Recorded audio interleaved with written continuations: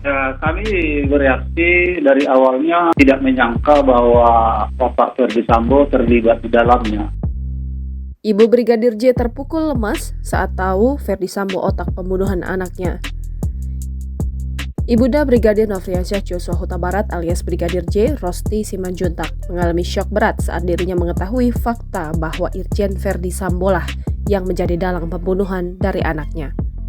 Ia tak menyangka dan sangat terpukul kalau Ferdi Sambo langsung yang berbuat keji kepada anaknya.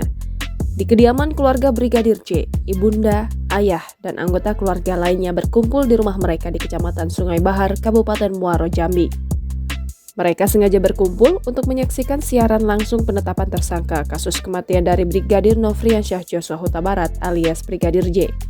Usai mendengar kalau atasannya sendiri, yaitu Irjen Sambo, menjadi salah satu tersangka, Rosti Simanjuntak langsung lemas. Bahkan semenjak kasus kematian anaknya terekspos ke publik, kondisi kesehatan Rosti terus menurun.